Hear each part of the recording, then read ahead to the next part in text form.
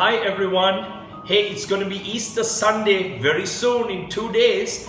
And can I challenge you to do this? Hey, wake up early Sunday morning, get all ready, showered up and dress up. And would you come around your computers, your screens, your tablets, your phone? And would you follow our 7:30 and our 10:30 services? We are looking forward to sharing those moments with you. Even though we are, stuck at home and we are under curfew and under lockdown, I just want to encourage you. Would you do that? Would you come and let's enjoy the services together? All right?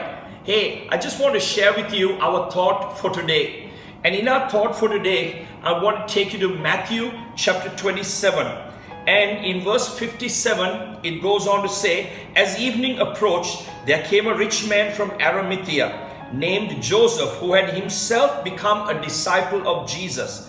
Going to Pilate, he asked for Jesus' body, and Pilate ordered that it be given to him. Joseph took the body, wrapped it in a clean linen cloth, and placed it in his own new tomb that he had cut out of the rock. He rolled a big stone in front of the entrance to the tomb and went away. Mary Magdalene and the other Mary was sitting there opposite the tomb. Can you imagine what the two Marys must have been thinking? I mean, here a stone was rolled at the entrance to the cave.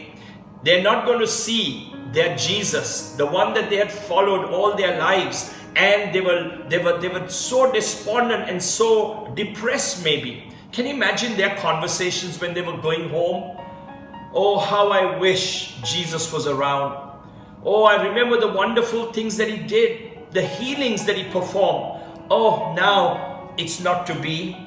And then I think of the somber moments that the disciples must have had as well. You know, when a good friend dies and you've gone to the cemetery, you buried him, and then you come back and you start talking, those moments. And mind you, it was the Sabbath day, so they had enough time to talk.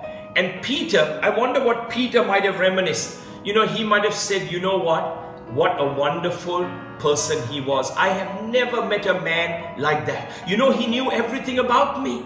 Would you believe recently he told me that before the rooster crows, that I would deny him 3 times. And you know what? That is exactly what I did. I denied him.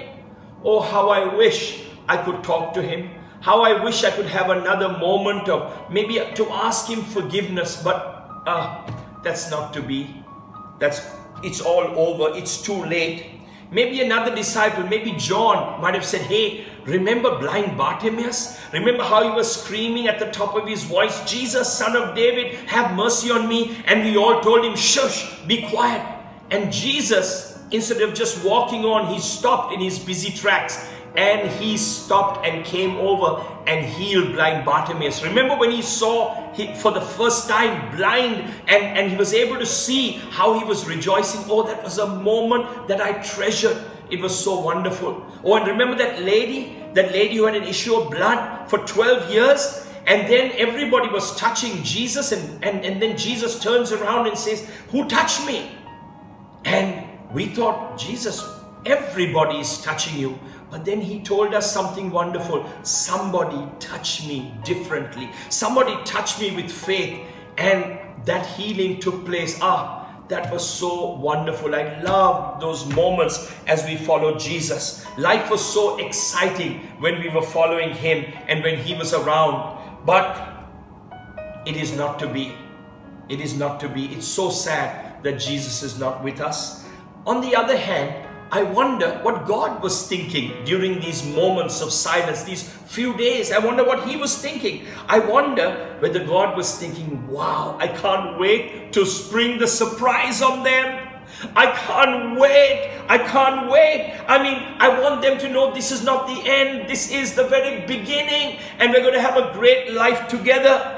I can't wait to meet the two Marys, the ones who were at the tomb. They were so sad and looking so depressed. But wait till they see me. It's going to be awesome. I can't wait to meet the 2 disciples on the road to Emmaus. It's going to be just amazing. I'm going to break bread with them, and I can imagine what they're going to be thinking at that moment. And then I want to vanish from their sight.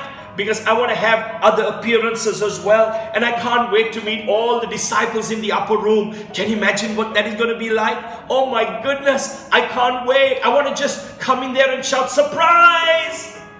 And it's going to be a marvelous moment together, and to tell them it's not the end of the story, it is only the beginning. You know, sometimes you may feel like the disciples, down, despondent, upset. You might be even going through that in the COVID-19. But can I tell you something? God has a beautiful surprise for you. If you will only look out for Him, He will come into your life and He will surprise you. And all that downness, that depression, that despondency that you feel in your heart can all be turned to a wonderful new life that you can have with God. God is waiting to spring a surprise on you. And even at COVID-19, you may be down in your heart. Can I tell you something? Would you open your heart to God? Would you, just ask the right questions? Why am I here on this earth? Where did I come from? Where am I going? Is there life after death? And you know what? The Bible can teach you all those wonderful stories, and it can tell you the truth of living for Jesus. And can I tell you something? Read the Bible and learn the wonderful surprises that God has. He's waiting to spring a surprise in your life. He's going to say, surprise! And when He does, would you say, God, this is awesome. These are moments that I treasure, and I'll treasure for the rest of my life. God bless you.